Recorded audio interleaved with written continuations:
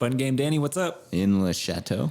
Le Chateau, you look like a kid in the candy shop Oh, over man, there. I got so many buttons to pick from. I know, so happy. I just recorded a video of you literally just pushing buttons on a soundboard. So many buttons, so little time. Yeah, there you go. Come on. Yeah, for me, in my mind, I'm wondering, you got that puppy in the house. Wondering if you got any sleep. Wondering how you showed up in Le Chateau today. Oh, man.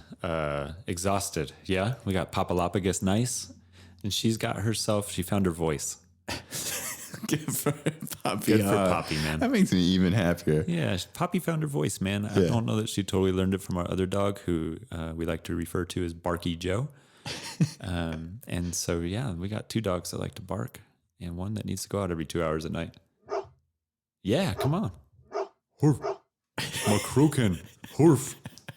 Yeah. Wolf McCruken. Well, good luck to you. Hey, thanks, man. It's fun having a puppy around the house, though. Yeah. No doubt. Well, when you got a puppy in the house, it's interfering with sleep. How can you get out and flag to get away from the puppy game? The best way is just to get in the chateau and record some pod. Or, go to a Towers show or go to like the Wing Ding or. Oh, I see what you did there. That was good, man. That was good there, man. That was like a real quick transition to community events. Effort for a segue that just went completely south, north. Yeah. South north. No, that was good, man. Yeah, I see what you did. You jumped right into those community events. Yeah, well, you see, because I pointed it out to you. So here we are. Now I see it. What can you do to get into the community and out of the puppy game? Out of the puppy game. First thing I would do, man, I would go see the homies at Orpheum on the 12th. Towers. Greta and Kyle. Yeah, you can also check out our pod with them. But man, they're going to be kicking off their tour here in Flagpole, and they're going to be going all over, and they're going to be touring with Joshua Radin. Yeah. So, they'll be touring all over, and that's going to start right here at the Orpheum, right there on Aspen Ave. Yeah, so February 12th at the Orpheum, and as of today, tickets still available. If you don't get them, might be gone. Yeah, it might be gone, man. That joint is going to sell out. OrpheumFlagstaff.com, that's where you get tickets. That's right. I got tickets, and there's also some stuff about like COVID disclaimers and entry requirements and that sort of thing. So you can find that all there. Is there any better way to show your special someone that you care than hitting a Tower show on February 12th?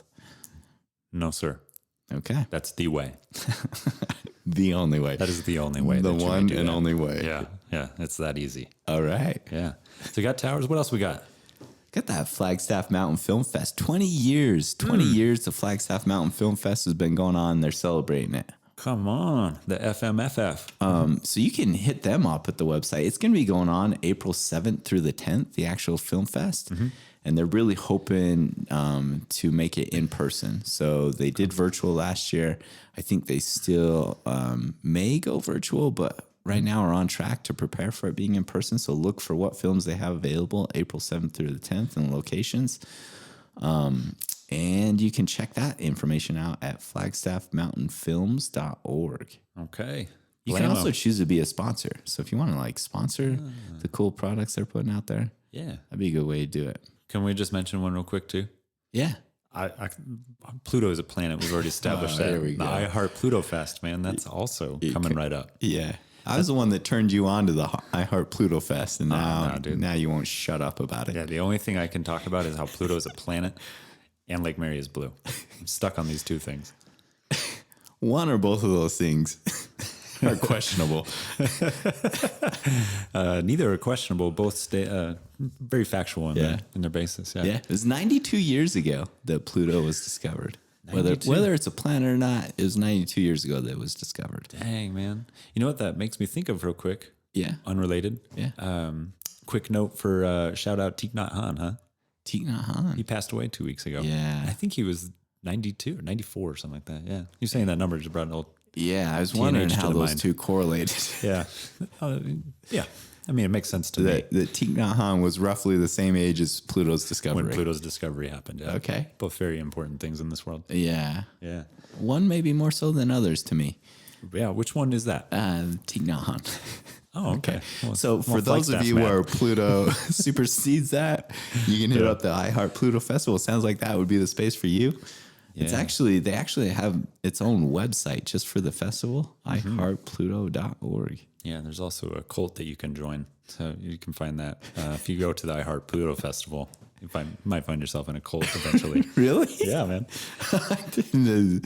These are the far reaches of Pluto loving. I didn't know. Yeah, man. There's you got Shaky Drakes as part of the seedy underbelly of Flagpole. Yeah. And then there is a outlying cult that I don't know how to describe it, but there are some behaviors in reverence toward Pluto and its planetdom that very connected. Are they reverential? Reverential. Are they in actuality, or are they just perceived to be? I don't know. It might involve a bunch of psychedelics and some various sorts of drugs and out in the middle of the forest. I don't know what people do in these cults. These Pluto cults. Sounds like you might know what they do.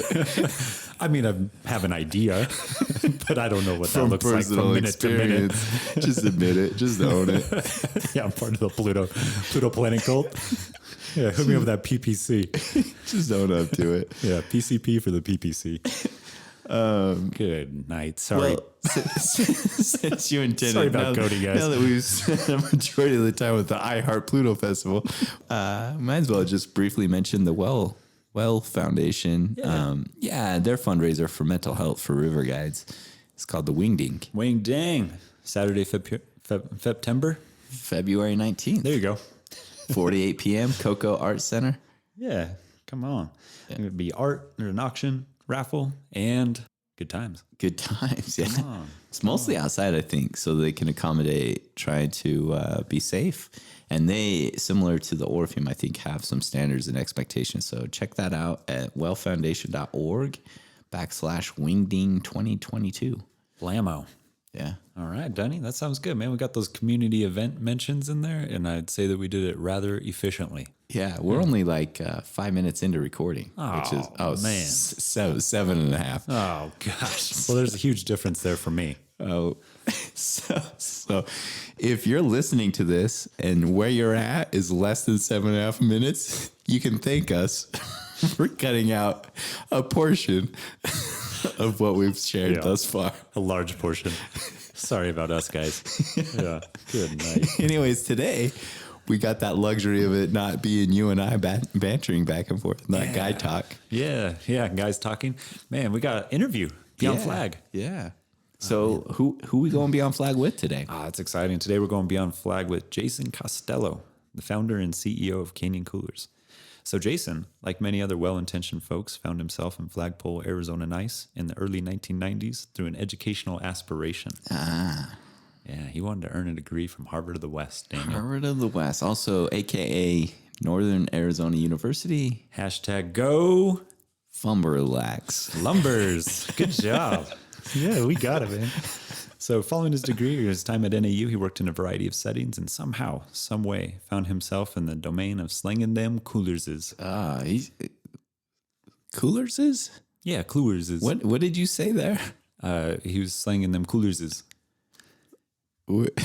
What conjugation is that? That's plural. So like coolers, right, would be a group of cooler. Which would be plural. Should be plural. And then if you have a plural group of groups of coolers, right? If it's a group of coolers, you plural that which is plural. Coolers is. Okay. So for you... It's English, Dan.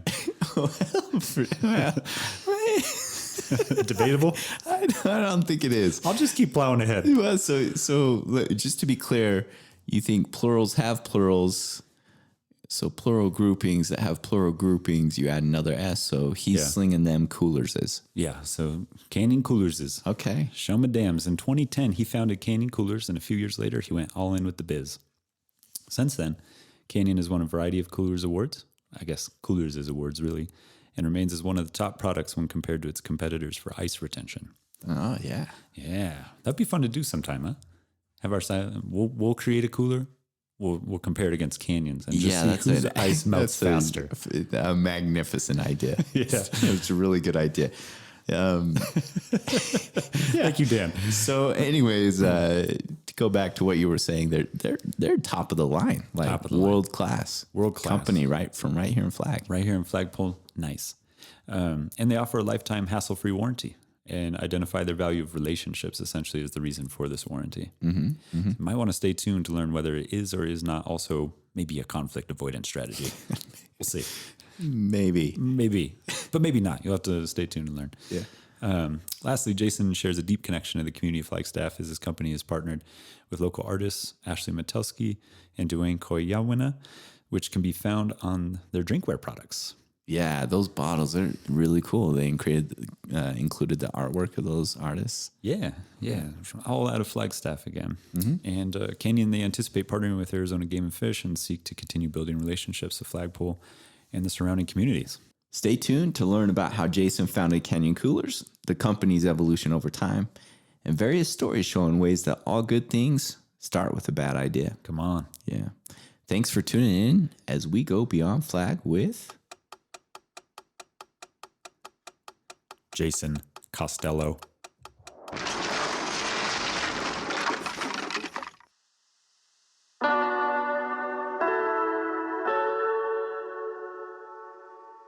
Welcome to Beyond Flag, a Beyond the Pines production, created by, with, and for the people of Flagstaff, building connection in the town we love.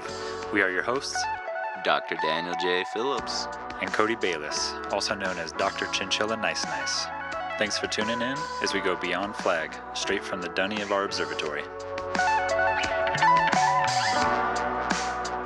Here we are, in Le Chateau. back in Le Chateau, sitting with someone again today. Yeah, Jason Costello, welcome. Hey, thanks for having me. Yeah, man, I'm looking forward to this one. Yeah, looking forward to this one. You know, we got to say up front that Jason, when we were setting this up, you thought that sitting with us may help you be a better communicator, or someone in your life thought maybe it'd help you be a better communicator. And we are here to dissuade you of that notion. I've been told I'm wrong and I need to go to therapy, so I'm hoping this counts. It's like, what's that saying in the courtroom process? Time counted or something like that. Oh yeah, time served. Time served. Yeah, this might work. Start the clock. Right. Yeah, if you need a letter from us or something like that. Yeah, we're happy to sign off. Good luck. That did crack me up, man. That was a great response. We'll sign whatever you need. Yeah, welcome to you. It's good to see you. Yeah, absolutely. This is our first interview of the new year, also of 2022. Yeah, you're like, we're bringing in the new year with Canyon Coolers. This is exciting. Canyon Coolers. So Canyon Coolers is like one of those companies that's just really tied here to Flagstaff. Yeah. Tell us a little bit about how you got started into Canyon Coolers. Oh, how did I get started? It was a little bit accidental. I think before Canyon Coolers got started, I had a career doing industrial safety and kept sort of running into walls. And I loved what I was doing, but the place I was working was running out of opportunity, and it was a family-owned business. They were bringing in the daughter with a master's degree, and she's looking at me sideways at the time. And we've since made our peace, but there just wasn't a lot of opportunity in Flagstaff, and I had one of those 3 a.m. moments. I'm not a natural entrepreneur, but I woke up in the middle of the night and was like, I have to make my own opportunities. And sent me spiraling off into the universe in a few different directions. But before I knew it, myself, my wife at the time, and two other couples started this festival in town. And it went pretty well, and it gave me a little bit of confidence. And that led to the next great mistake. But we had started this festival called Hullabaloo, and oh, really? Yeah, I had the perfect partners for it. Rand and Maddie and their others, and it just came out fantastic. And then the next thing you know, I'm invested in a production run for a cooler company out of Durango, but I don't know much about it. But all of a sudden, I have 500 coolers, and I'm delivering coolers to his clients. He had a ton of them in Flagstaff. It was all the whitewater shops here, the outfitters, the guide companies, and I'd deliver the coolers, and then he was supposed to cut me a check after they paid him, and the checks just kind of weren't showing up. And it took about 3 tries, and I was like, this isn't really going to work, is it? And I started selling the coolers, and I kind of liked the gig, and it just sort of stuck. So at some point, I decided to do it, and we renamed the company Canyon Coolers, and I was off and running with, now 2 side gigs, a day job and a festival and a cooler company. And there was about 2.5 years of 16.5-hour days. Oh. that's about my limit. Yeah. But before you knew it, we finally got that thing up and running. Yeah. And we were bringing in kind of generic coolers really meant for the Australian market. They've had these kinds of coolers over there for like 40 years. I was fixing them up and changing latches and grumbling and griping about some of the QC, but really the coolers were pretty good. Yeah. And we eventually grew it to where I was able to do some of my own designs. And I think right now we're at maybe 500 brick and mortar stores, and we probably do another 40% of our business online direct, but we're really known as the best whitewater coolers in the world right now, and I'll take it. Yeah, top of the line. Yeah, no doubt. What sets apart Canyon from the others? I think I have a ton of competition. There was like maybe 6 or 5 competitors when I started, and there's probably 100 right now, but a lot have come and gone, and I think they were following a monetary wave. They were looking at Yeti's successes. And I think, I was too stubborn to quit. But I've had a great team behind me, too, of people that are really passionate about the outdoors. And we care about customer service. And a lot of those other guys really didn't even do unique designs. And so I think some combination of service and design and just having people that gave a damn and answering the phone and getting back to people with emails and just basic customer service stuff helped us. Yeah, absolutely. You're kind of playing it off, but even on your website, you have like 5 values listed. One of them being like the warranty, but in the warranty at the tail of it, it's a statement about how you value relationships, and that's what motivates the desire to have a lifetime warranty, like the one, an unmatched lifetime warranty, like the one you have. So yeah, like what's that focus on relationship? Because that's got to compromise the bottom line at some point. So. Yeah, why that as a value? I think initially we were just lazy because there's a lot less tracking you have to do when you just like, all right, fine, I don't care when you bought it, we'll take care of you. We realized, and some of it was happenstance, but our design happened to just hold up better.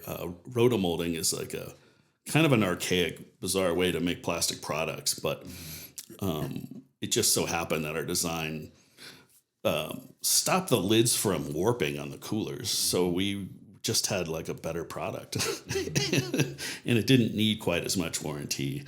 And I don't want somebody upset over, dropping Canyon coolers over a $2 latch or something. I'll just give them the latch. So we were covering people regardless. So we just decided to make it official policy. And if you find a way to break it, we'll find a way to fix it or replace it.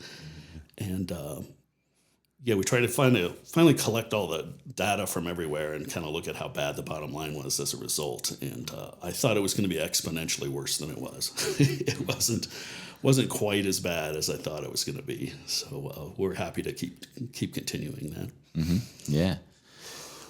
One other thing I noticed too is so recently you came out with, or I don't know how recent it was. I recently became aware of it. You connected with 2 artists to design water bottles. So absolutely, Duane Koyawena and Ashley Matelski. Yeah, and so how did that come about? Those are 2 local artists. How did that come about? That partnership? Starting maybe 6 or 7 years ago, I realized I needed to kind of hire to my weakness. Mm-hmm. Being that I'm a completely disorganized mess, my ops manager almost has a photographic memory, right? And I think it's an extension of that. I was like, I needed to be in the drinkware business a little more because I'm shipping empty boxes to stores all over the place, and that's not good on your bottom line. Like, you want something inside the box to make it all worthwhile at the end of the day. Mm-hmm. And I just couldn't figure out how to add something to drinkware. Like, it just didn't have that creative spark. And finally we realized, like, the answer's sort of been in front of me all along. It's like, connect to those around you, connect to the community. And it's been fantastic working with these artists. Like, they helped us, and I think we helped them. I'm like, hey, I'm your marketing guy now. I'm going to put you guys out there, and everyone's going to know who you are. And we'll make $1, but you'll make $1 too. It'll all be good. Yeah. And it's worked out great. Yeah, I can't wait to do more of them, honestly. Do you plan to work with more artists beyond Duane and Ashley? We haven't narrowed anything down yet specifically, but I think it'd be great to work with a Navajo artist. I'd like to work with Fish and Game a little bit. They do a lot of good conservation stuff, and it'd be nice to maybe probably come up with their own design, but then help them out, get them some exposure too. Oh, for sure. Didn't Mother Road do something with Fish and Game, the protect and conserve? Yes, they actually. Or whatever, yeah. I used to be part of this CEO group, and we would all get in a room and cry. And, but that's how Michael and I met. We like to cry in a room with other men, and there's some other women too. But we sort of grew up together, in a way. Our companies were basically started the same year, and it's been fantastic to see their success too, and to want to work with them is just natural. And I didn't realize when opening a cooler company, beer companies would stop by and say hello, but it's been this unintended awesomeness, and we'll take it. Yeah, rapport and relationship. Yeah, that works together. Those two things go hand in hand in many ways, huh? Yeah, absolutely. Yeah, that's cool. So kind of through that, through your relationship with Mother Road, is that sort of what, I guess, the interest in getting connected with Fish and Game? Yes, absolutely. Yeah. Okay. I'm not the hunter per se, but I've got several on our staff, and we want to kind of be inclusive to the outdoors in the Southwest, and working with those guys a little bit. Absolutely. Okay. Yeah, that's the image that comes across, is like you actually seem connected both to the community and the region. Like Ashley and Duane are local artists here. One's indigenous, one's artwork is really representative of the outdoor and uses outdoor materials and mediums. And so even when you talk about Fish and Game, there's this real connection both to the people in the area, but also the region. Yeah, what is that about? Is that just a part of you? Is that a part of an intentional part of the company? What is that? It's the art of cooler warfare. I can't be Yeti. I can't be the big guy, so I'll be the small guy. And we never really connected well with coastal fishermen, So, but we've connected well with that Mountain West, and it's paid off. People get it, right? For some reason, I have 8 dealers in Bend, Oregon, and people in Montana and Wyoming. So I was trying to connect with Arizona in the Southwest, but it's sort of working for our type of people. It's the people that look like Flagstaffians that connect with our brand, and that's been awesome. Yeah, that mountain town. Absolutely. That's cool. What was it like for you as the business was developing and growing? You mentioned working 16.5-hour days for a while there, and hey, I guess I'm just curious, as things, you maybe get a deal where coolers are going outside of town, or... Being an entrepreneur is it's interesting. I mean, the first few years was just sheer stubbornness and a setup for manic depression. You get 2 or 3 compliments, you're like, I'm going to live on my own island, and then you get 2 or 3 mistakes hit you in the face, and I'm going to die broken or bridge.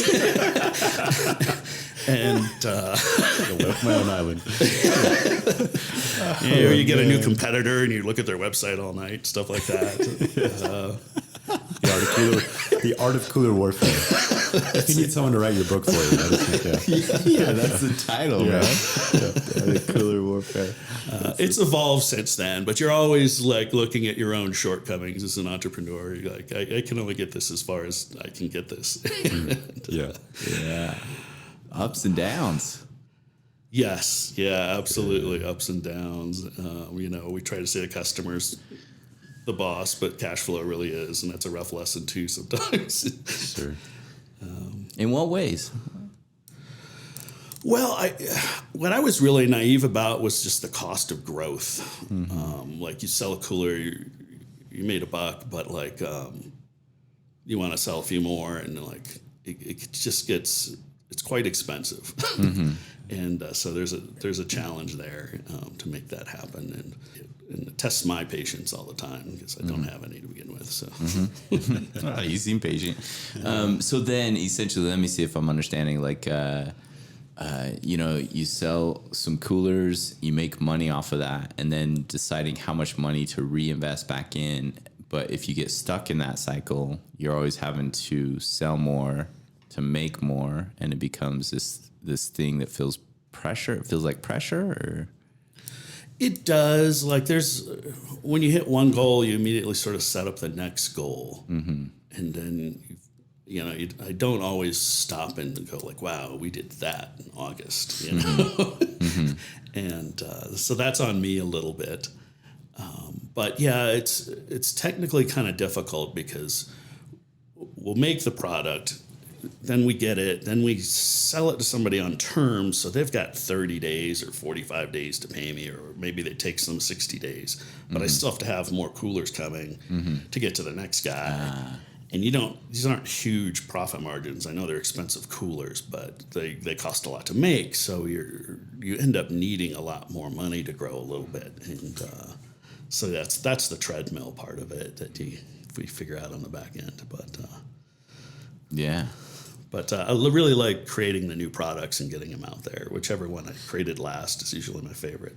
Yeah. And that's been awesome. And then seeing the staff has gotten to grow through the process, and to watch them believe and grow and get better and the company get better is like, that's what I live off of.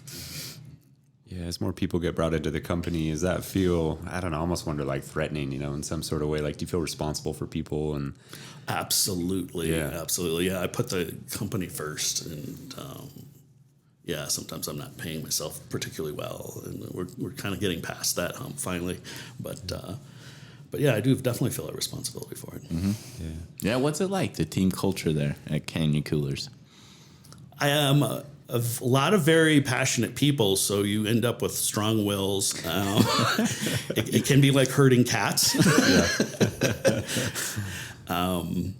But it's so much better than having somebody that doesn't care. So there's some headaches, but it's just about disagreeing without making it personal. And I tell them too, it's about failure.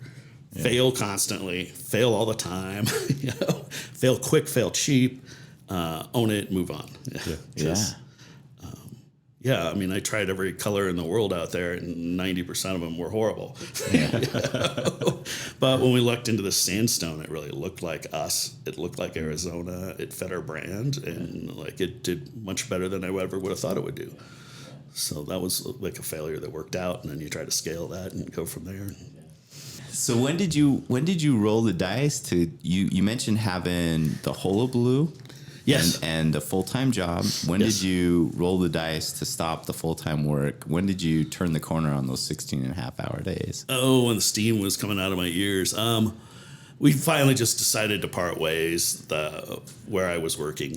And they kept me on as a consultant for a while, and I was going to Peabody Coal and doing a lot of like gas monitoring stuff, and that really helped on the side there. And but yeah, I had a good thing. I had some savings because it was scratch and go for several years there. But yeah, year 3 or 4, you could pay yourself a little bit, and that was it. Yeah. So it took 3-4 years. Yeah. Okay. Wow. I was wondering too, like reflecting on the highs and lows of the company. Is there any particular high that stands out? Ooh, the first cooler that like I really put my heart and soul into design wise was this thing called the Prospector, and it was designed. It just so happened to fit my raft perfectly, but it was pretty innovative for what it was. And it rode on your raft frame, and you had the drain plug where you could get to it, and it was designed to be better than the other guys. And the first time I made the mold, we had to throw it away. It didn't work. It broke my heart. Cost me another year. So this thing I'd been trying to give birth to for 4 years finally happened.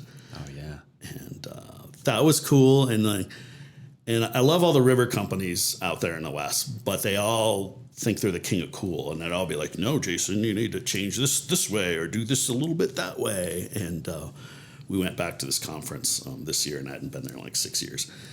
And all of a sudden, I was accepted, which was really cool. They were changing their frames to fit my stuff. Dang. And we had some credibility in that community, and that's always been a community I've felt tied to. So it was really nice to get a little recognition. Yeah. Yeah, you mentioned, just in learning about you, I heard you self-reference as a whitewater guy. So you're part of the river community or have a history there? Yeah, I was never the professional whitewater guy. I was the kid in college destroying canoes on the Verde River, I think was our specialty. I'd have various friends, some of them from back east, and they'd bring out these big aluminum canoes, and we would unintentionally destroy them on the Verde River. They had no business being. And that evolved to buying a raft almost on a lark. And we were also sinking a lot of canoes in the San Juan River as well. And our significant others weren't particularly happy with that at the time. Go with 2 canoes, come back with 1. That's it. Yeah, like, oh, we lost the stove. I did the whole Verde River once too, and I had no skin below my knees. Just from kneeling. Yeah, I didn't know what I was doing. It was pre-YouTube, and I was just falling out of the boat left and right. Didn't know how to brace, which is like the first thing you learn. And so learned the hard way, learned the stubborn way, but fell into it, and it fit like a glove too. Yeah. What do you mean fit like a glove? So how did you end up, you also mentioned in talking to Cody and I that you're a transplant to Flagstaff 30 years ago. So was that in college, or how did you end up being on the river? How did you end up being on the rivers in this area? It was in college, but to preface that, I grew up in this Coast Guard family, so I went to 6 different elementary schools, and so my father was this commander in the Coast Guard, and his dad was a sea cook, so I'm a 3rd generation sailor looking for water, and so that was part of it. I grew up scuba diving and sailing, and otherwise getting salt in my nose, and made sense to put some fresh water up there. Yeah, which coasts? So where were you at? Oh, take your pick. A lot of Virginia, but Guam, Hawaii, a little bit of Seattle, New York. Wow. Yeah. So you do something different everywhere you go and try to have appreciation for different things. And I think that's helped me too in my career. Yeah. When did things become more stable in that way instead of bouncing? Sounds like you're all over the planet. High school, we kind of settled into that Virginia area, and I got to go to, I only went to 2 high schools, so that worked out nice. Yeah. Okay. And then you might have said this, but what was the thing that brought you to Flagstaff, and what was that year? Oh, it was Northern Arizona University brought me here. Come on, Harvard of the West. That's it. Yeah. Yeah. I came in 1990. I don't know if it was really called Harvard of the West quite yet. It was still burgeoning. I had some work to do at that point. Grateful Dead of the West. Is it currently called Harvard of the West? It's devolved in the last 5 years a year. Yeah, but there's hope. Yeah. That's it. I'm almost local, so been here since 1990. Yeah, man. Yeah, you've seen the town change, huh? Yeah, absolutely. How did you pick NAU? Because you're referencing saltwater, like ocean stuff, right? Southwest, not so much known for bodies of water. I like Mary. Yeah. How did Northern Arizona get on your radar to even attend? That came via my mom's side of the family. Her father retired out to Mesa, Arizona, and her youngest sister was out there, and then her next sister moved out there. So there was some family. So it was an opportunity to be close, but not too close to family. And she just really thought I would take to Flagstaff. So she knew something I didn't. But it clicked right off. It did. I mean, I'd never been overshadowed by mountains that way. I mean, you have them in Hawaii, but it's different. And I think I was looking at those mountains every day going, well, they're a whole lot bigger than my problems. And it kind of helped. It just really it clicked. And everyone here, all my friends initially were forestry majors and stuff like that. I had never been a camper guy, and all of a sudden I got to do all this outdoor stuff to a degree I hadn't before, and it was fantastic. Yeah, it's really neat to hear you describe being able to look at the mountains and just kind of describe oh, those are bigger than my own problems. And I guess I was just curious to hear more about that. My long list of problems. The connection to the mountains, yeah. Yeah, absolutely. They didn't care, but they're there and they're beautiful, and it lets you. The rafting part, you forget you have a mortgage. You forget you have anything happening at the house, mm-hmm. and anybody that's really into the outdoors has that moment. It might not be rafting. It might be maybe it's a hunting thing, or maybe it's another activity. But we all kind of look for that, right? That being fully present in the moment. Yeah. Well, earlier you referenced people in those other mountain towns have that Flagstaff look. I think people in these regions, right? They do. They find solace. They find comfort in going and doing something that's totally separate from, being kind of in the rat race of it all. Absolutely. That's like part of why we're all in Flag. We all pay a little price to be here.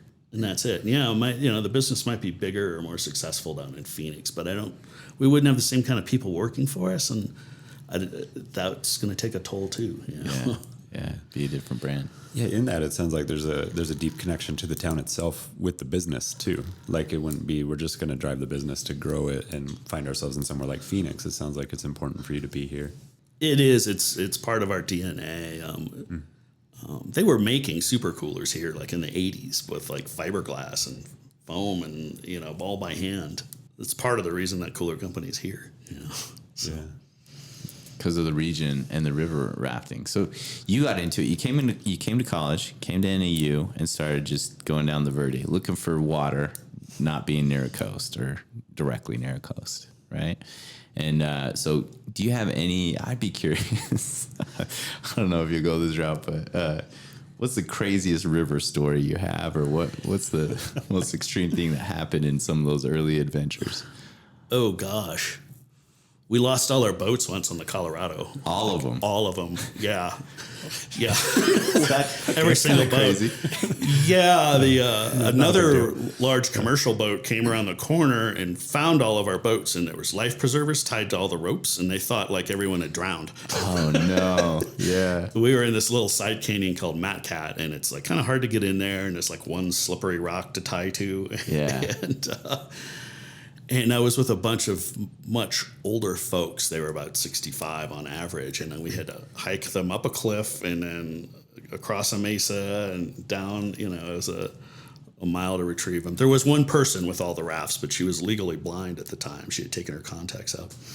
And so that was a little disturbing. So they came off the rock and just headed downstream. So then how did you get reconnected with them? Or? Thankfully, the commercial boat that had thought we'd all drowned, saw this mess and this one girl trying to paddle 15 boats to the side, and they helped her out, and they got all the boats into an eddy about a mile down the river, and so that worked out. And did you all just walk downriver then? We walked downriver, but we had to climb up and then walk across this mesa, and then we still couldn't see the boats. They were just really well hidden, so we didn't know, and we're rushed, and some of the group dynamics got a little more challenging, but we put everything in a pressure cooker and see what happens. Yeah. That's the diplomatic business owner way of saying, man, people were going to kill each other. Some people were about to we were deciding who to leave behind and who not. Yeah. Whether or not you would eat each other. Yeah, that's what I was wondering in my mind, because you can't communicate. So she was with the boat, so she was able to tell people, no, this wasn't like a mass drowning. They get the boats to the side, but you can't communicate with her. Yeah, so it's like you guys just walking downstream looking for the boats, downriver looking for the boats, and she's probably wondering how you all are going to be able to figure out what to do, and then you guys are up on a mesa. We're up on a mesa. We know there's another rapid coming called Upset Rapid, and we're like, okay, what kind of mess? If those things make it to Upset Rapid, it's going to be upsetting. Yeah, like everything's going to tip over. And I wonder if my food will last. And there it was. That was the birthplace of, I got to really make sure coolers can handle a lot. That's it. Yes. Yeah.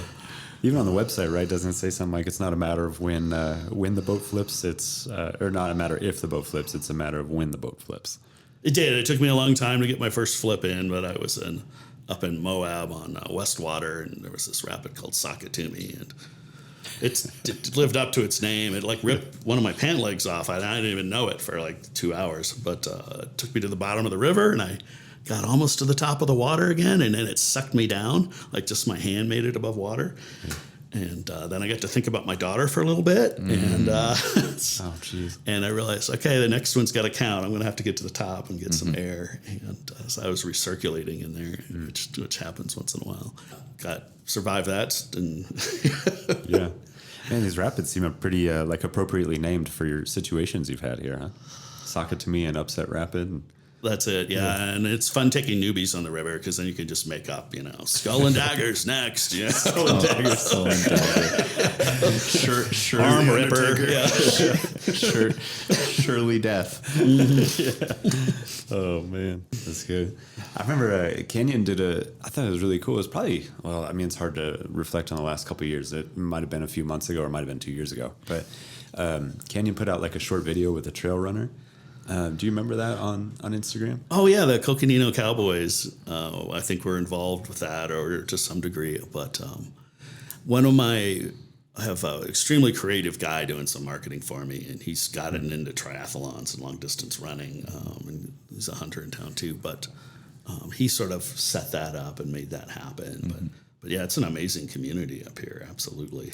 Yeah, world-class ultra runners. Yeah, I remember that video. Just some really neat shots of I can't remember who it was in the frame, but on the mountain. And yeah, there was a girl that owns part of a Dark Star, I think, and she was featured in one of our running videos. Yeah, so that's the one I'm thinking of. Yeah, see that brewery cooler connection coming back again. Yeah, okay, yeah, recurring theme. Yeah. That was a really neat video, I remember. And did it have to do with I feel like it had to do with mental health in some way. Or it talked about trail running as a way to improve mental health or something. Maybe I'm making that up, but that's kind of what I remember. No, yeah, it's how she cleared her head and how she, set her day. My best friend when I was 18 committed suicide. So like and I got to find the body and all this stuff, which might be another reason I ended up in Arizona, was just a change of pace time. But mental health stuff, catches my attention, and we want to support that. Yeah, it was really neat to see that. I would wonder if do you have any plans to continue doing that, or do you have ideas for videos and that sort of thing that would continue to show Canyon support for mental health? Oh, that's a good question. I leave the video guy. The video stuff is mostly being done by my marketing video guy. And so he got a puppy recently, so we've had puppy videos popping out. And, puppies rule the gram, so yeah. Yes, they do. Puppies and cats. Puppies and cats, yeah. That's it. I know we don't have any shuffle dancing coming up, but, we're working on it. Shuffle dancing? Yeah, well, we'll take note and make sure that the marketing guy gets the shuffle dancing happening. Huh? That's it. Yeah. That's it. Oh, we have a secret bobsled run coming up. That might be our mental health day. Oh, yeah. Well, which brings to mind, I totally spaced this, but cooler runnings. That's it. Yeah. Yeah. Come on. I would love to hear about the origin of cooler runnings, and it seemed like such a cool thing. It was such a dumb idea. We had to embrace it. Absolutely. That's how every good idea starts. Yeah. That's it. Like, this is completely ridiculous. Let's turn ice chests into bobsleds. And it was one of those days that is so perfect that you just sort of remember it forever. It was like, we were trying to keep it small, like 15 people, and then maybe 80 people showed up, and like the whole week of people like, there's rumor in town. They're calling us, trying to find out what's going on. Yeah. And sure enough, like these great companies were kind of feeling like us, like we got to blow off this vid stuff, this dark cloud, and they decided to do it with us, and we were super lucky to have Saba and Mother Road and Casey Highlights in particular came to play, and we had couches and rafts going down these hills. It was fantastic. Yeah, where did y'all go for that? There's a snow play area out there in Fort Tuthill, and the manager there has just been fantastic. Like, just let us have the park, and boy, I hope we get him some good publicity or something, because he's really done us right. And we're actually going to do it again on the 17th. So looking forward to it. We have a few more people signed up. A couple of Decker's brands are in, and a couple other raft companies. So we're looking forward to it. Great. So is that like type of thing, if someone hears this, like maybe watch for the media with it, but don't show up? Yeah, we're not ready for 2,000 people. Yeah. We're maybe ready for 150. So we're not ready to go full hullabaloo there. Yeah. Yeah. This might be a thing. This might be the hullabaloo of the winter, huh? Yeah. Honestly, when I saw that on Instagram, I was cracking up, like watching the video that y'all did, and watching people on ice fly down the hill. And you mentioned that Casey Highlights came to play. What did they do? Oh man, they showed up with like 20 people in black leather vests, so it looked like something out of Happy Days. Come on. And they had this badass fire pit with flames coming out with their logo. and they had a black sled covered in lights, and the lights were just going off, and they're spinning in circles down the hill. And they had a great one. And then Saba had one where they put like they put inflatable raft pieces on the sides of the boat, and they had oars as part of the sled. That one was great. Ours, by comparison, was very fast, but it didn't quite keep up with those two. Like, what did you do to make it fast? Yeah, we have a great ski guy that just happens to work at Canyon. He's our sales guy, and so he knew exactly what wax to put on that day. And we had 4 full-size skis, which I think helped with the heaviness of, like, we had a very heavy sled. And it just worked out. Went down fast. It went down fast. Were there guidelines for the sleds? Yeah, none whatsoever. Completely disorganized, sort of like me. And we warned them there could be, mild to moderate bruising, and and no broken bones, no ED no. Somehow the weather was just perfect, and the snow was perfect. I was terrified leading up to this, thinking the sled's gonna be way too fast. We're gonna have bodily injuries. I had my off-duty paramedic friend showing up in case, and it just worked out perfect. You weren't handing out waivers though. You weren't. No, but I think the sled park is fully insured, so we were kind of like riding that, wish, that dream.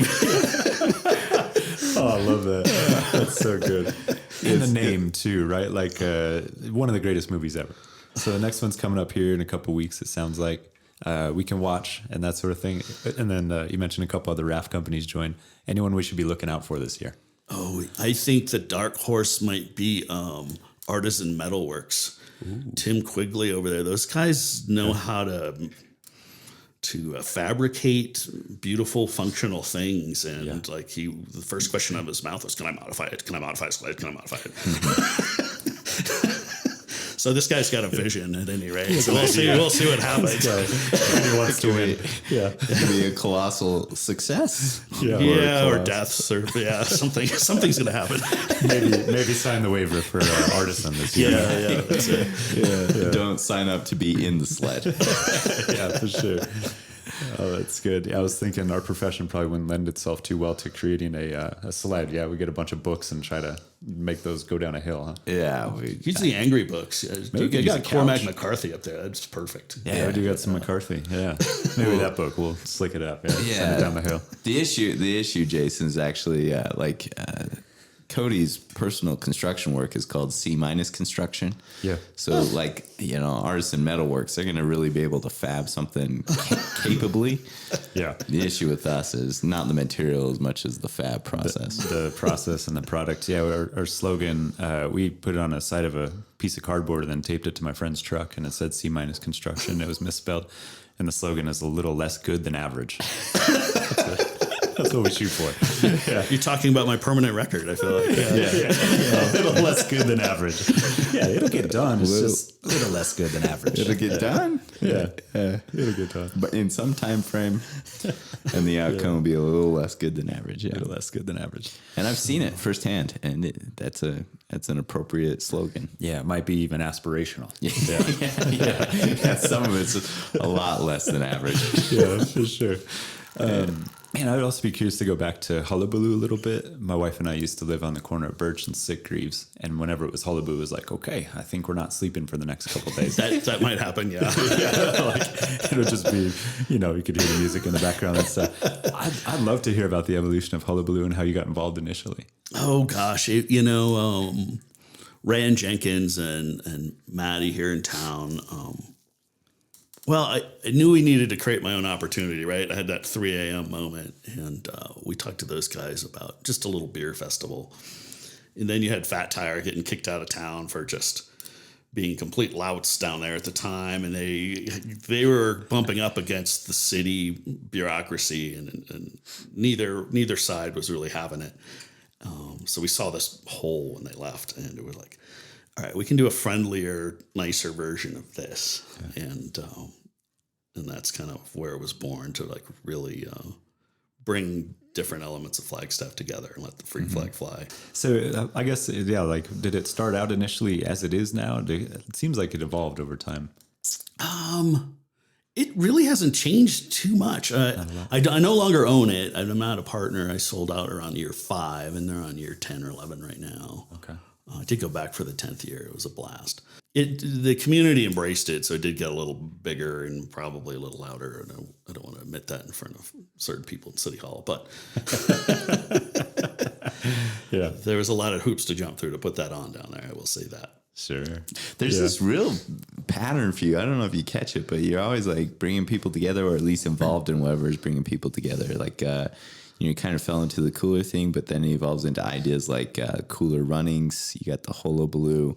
You mentioned briefly, and we didn't go into detail, but that business owners group that you would meet with. So there's like this consistent involvement or engagement with others, even the artists that you brought in for Canyon Coolers. Where does that come from? What's that characteristic for you? It's tough being alone, so I like to deflect blame on other folks, really. He made me do it. Come on. Totally. So, Cody, if you ever get a call from Jason saying, hey, I'd like to go into the mental health, partner with mental health in some way, he's just looking for someone else. He's with someone else, yeah. Carry the blame. Oh, gosh. No, I do, but I do like connecting with people and like and it's really neat, too. Like, you get these random calls, especially early days in Canyon Coolers when I'm the guy answering the phone and doing absolutely everything. And some guy would talk to you for an hour about his airboat in Louisiana and where this cooler is going to fit on this airboat. Yeah, I don't know. I was selling coolers to Iceland at one point. Oh, wow. Yeah.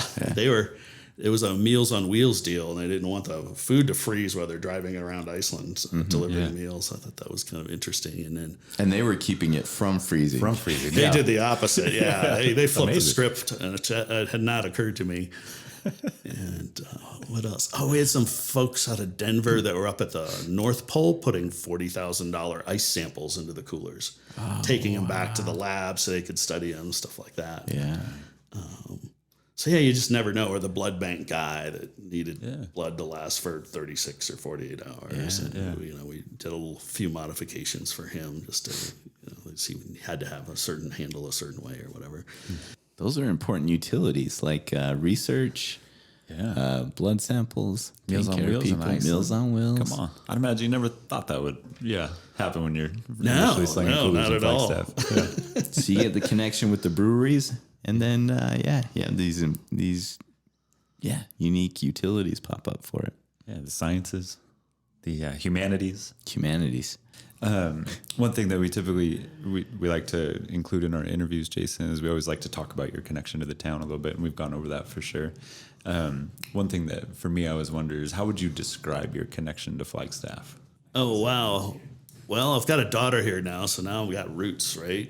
I got this little mountain girl growing up here. The Flagstaff vibe's so fantastic, and the people that are here, this just really nice blend of creative, but you still have some people that are efficient or effective. It's not a pure artist community, but it's people that have a passion about something greater than themselves or their paycheck. And so, you get to run into a National Geographic photographer, or there's a lot of people doing some neat things up here. Yeah. And I guess the thing I would highlight is you're one of those people. Oh, thank you. Yeah.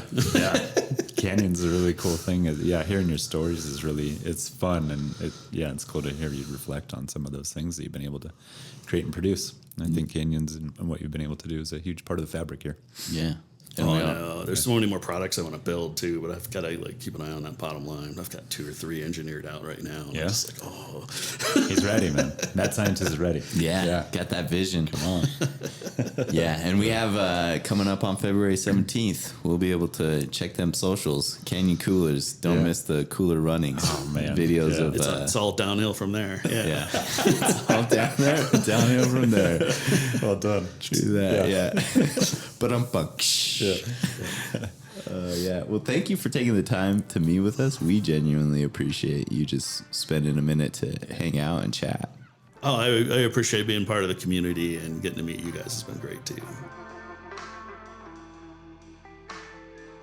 Back in Le Chateau, you and I? Just Cody and Dan. Yeah, sorry, y'all. Sorry about Dan, guys. For what? For being back in Le Chateau? Yeah, man. Just sorry for you. Oh, man. Have we ever used that statement, the sorry for? I don't think we have. Yeah. Man, that's a real connective thing for us, right? Yeah, for sure. Just to, I guess, cue our listeners in, right? We got really down the rabbit hole with the Beastie Boys in the last couple of years. Several different points. At different points, yeah. One recently was we were back at that point, and so one of the interviews that they did was with Dak Shepard, right, on the armchair. From a while back. Yeah, that was a while back. And so Mike D's kind of doing his thing. He's aloof and happy. Just kind of in his own world. In his own world. Ad Rock is also in his own world. One's happy and fun-loving, and one's a little cantankerous. Yeah. Warm and fuzzy. The other one's a little cold and prickly. And at some point in the interview, doesn't Ad Rock send it's on a Zoom call, right? And so at some point, it doesn't Ad Rock send a message to Dax and to Monica that says, "Hey guys, sorry about Mike." Yeah, that's all it says. Yeah, like in the middle of the interview, and then they bring it up in the podcast, and they posted pictures of it, didn't they? That's right. Yeah. So you and I were doing that same thing when we were in Zoom meetings, is we would start apologizing to people that we were with for one another. Hey guys, sorry about Dan. Mostly you apologizing for me, which is like a reversal of like kind of the match of the personalities. Yeah, truly. Or the Ad Rock. Yeah, apologizing for Mike. Yeah. That's good stuff. Yeah, cantankerous Ad Rock apologizing for just fun-loving Mike. Just fun-loving Mike, man. Just having a good time. Yeah. So I thought it'd be good for our listeners to just me to apologize for you. Sorry for Dan. Sorry, guys. Sorry, guys, about Dan. But man, some of that fun-loving nature. Jason Costello. Man. Got that going for him. No doubt. It's so fun sitting with him, right? Yeah. Like, his laugh is like contagious, and he tells some stories that were really, really pretty funny. Yeah. What'd you take from it, or what was it like sitting in the room with him? Gosh, for me, again, it was fun. I had a fun time interviewing Jason and sitting with him. Like some of his stories were so engaging. Like for me, when we were going through the cooler running stuff, like hearing him describe it, and then also I just remember real briefly just kind of what they posted on Instagram about it. And I remember laughing at like what they were putting on Instagram. Like it was funny. Yeah. And to just kind of see that it's like, hey, here's an idea. Let's do it. You know, like for me, I love that stuff. And he's like, any bad idea any good idea starts with a bad idea or whatever he said. I was like, that's how it works. Yeah. It's cool that they do those things. Yeah. He just casually throws out, it's all downhill from here. Talking about cooler runnings. Cooler runnings, man. Yeah, just what an idea. Just knocking it out of the park. Qualitatively sitting with him, right? It's like there were these moments of just real energy and enthusiasm he could bring to bringing people together. That's the thing I pulled, and I reference it in talking to him, is I just think he has that real ability to connect with others, or a desire and a pull to facilitate opportunities to do so. Also, like, the way that he pays attention to the region and then tries to respond to the region informing what he's doing is really cool. Yeah, for sure. It was, I really support what you're saying just in terms of him bringing people together. It seems like he has an interest in continuing to do that as well. Mm-hmm. Yeah. He comes across, he was referencing, and some of this was during the podcast, some of it was after, but he references this wide range of people that buy products. If you were to compare on spectrums of like, I don't know, something divisive as political affiliation, or just something as undivisive as different ways people connect to the outdoors. Yeah.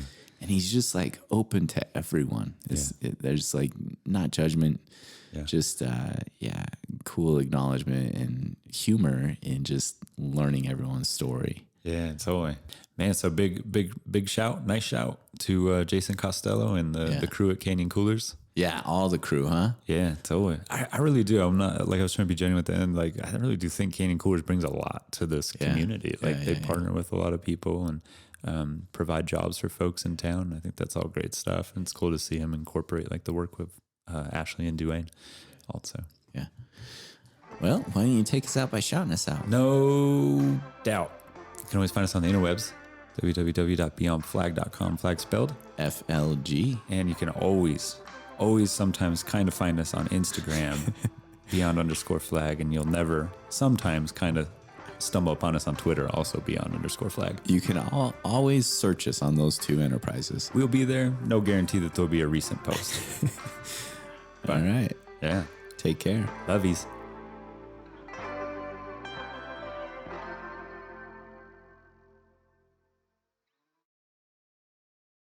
I'm over here being all serious and shit.